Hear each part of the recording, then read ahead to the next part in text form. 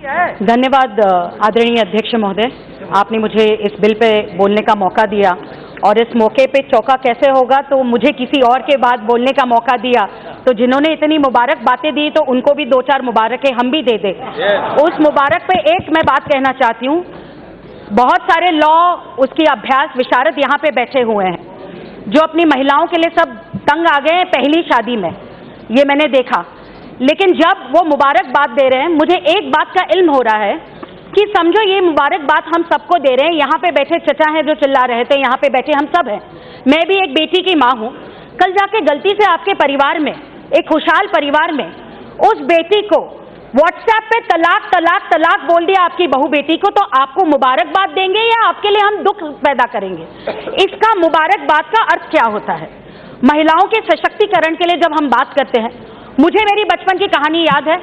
मैं खुद मराठी माध्यम में पढ़ी हूँ अध्यक्ष महोदय, तो अंग्रेजी हम एक 10वीं 12वीं साल के होने के बाद सीखते हैं, तभी ही और शी का मतलब थोड़ा बहुत सीखते सीखते आगे पढ़ रहे थे।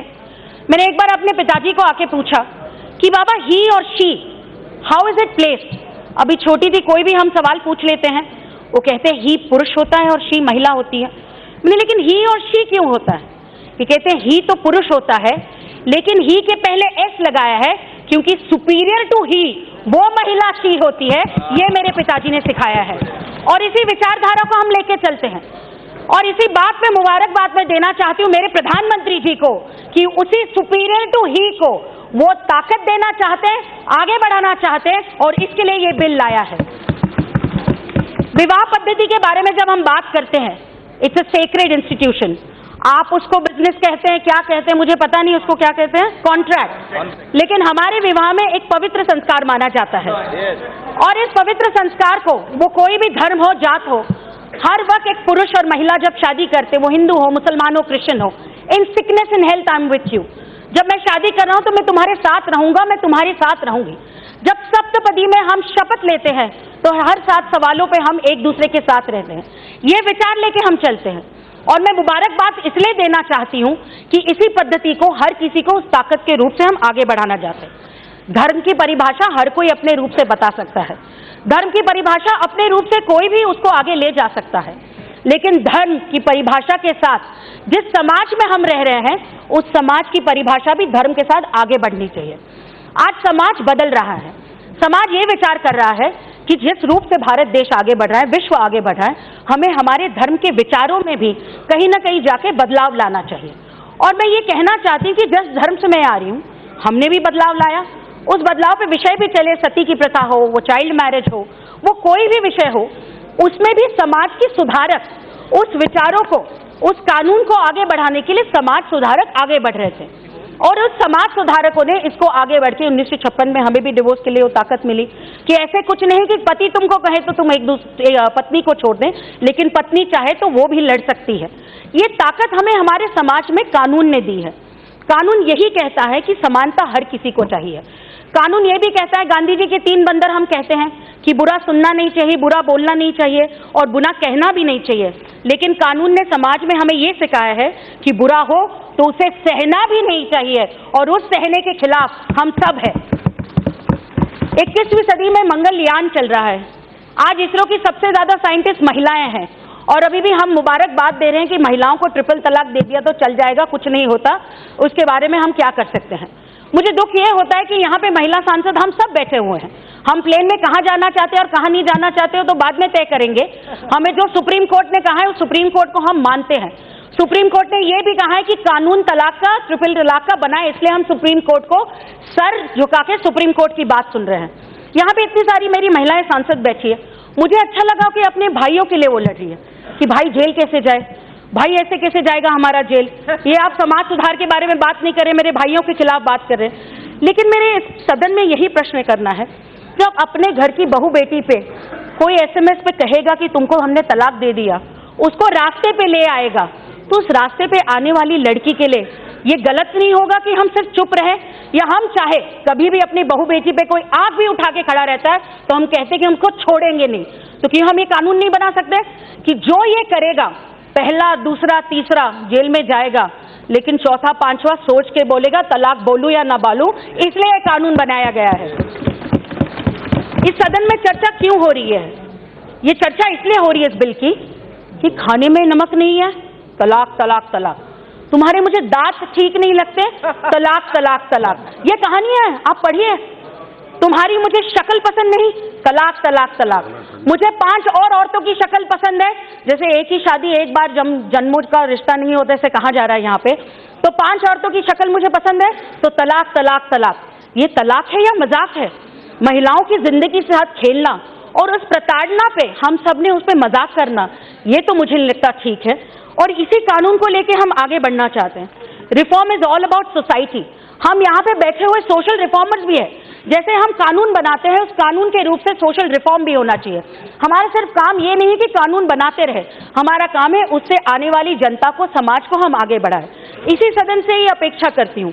मैं इतना ही माननीय मंत्री जी को कहना भी चाहती हूँ कि मंत्री जी, आप 1-2 लोगों की बात न सुनते हुए जो आपको मुबारकबाद दे रहे हैं, उन 10 लाख महिलाओं की बात सुनिए जिन्होंने आपको पिटिशन साइन करके दी थी।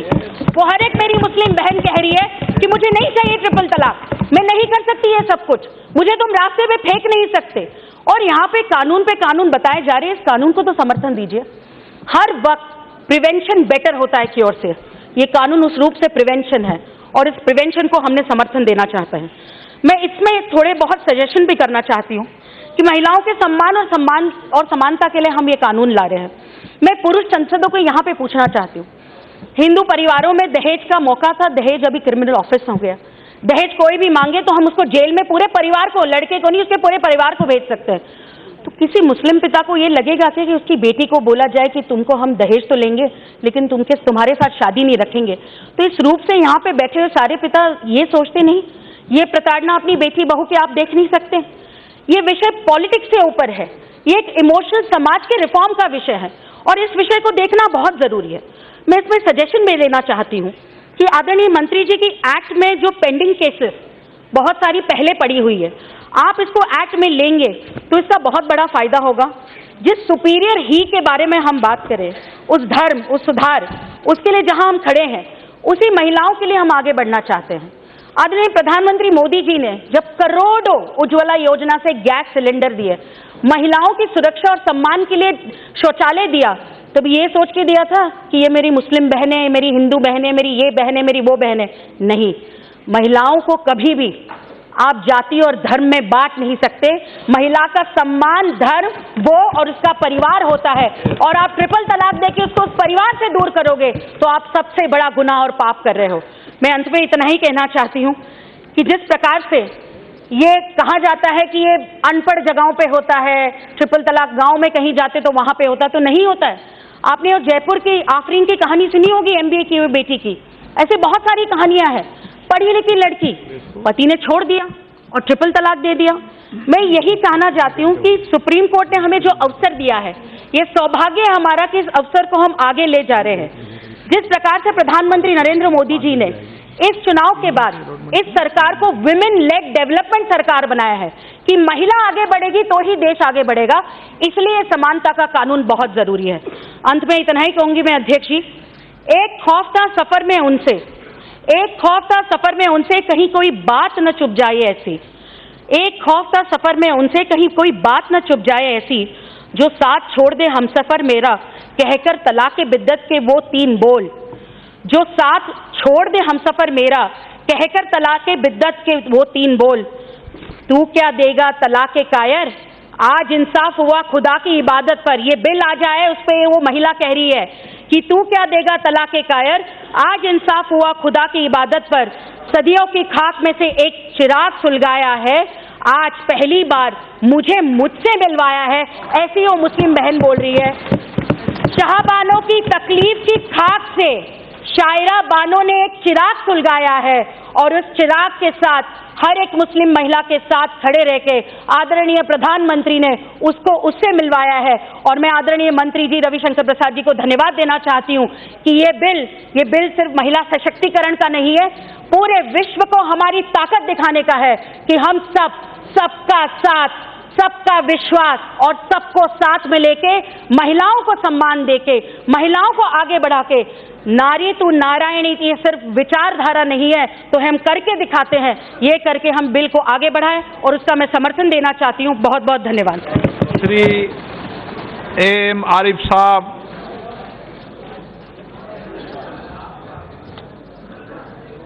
माननीय सदस्यगण, जो अपना बीएससी में समय अलॉटमेंट था वह समाप्त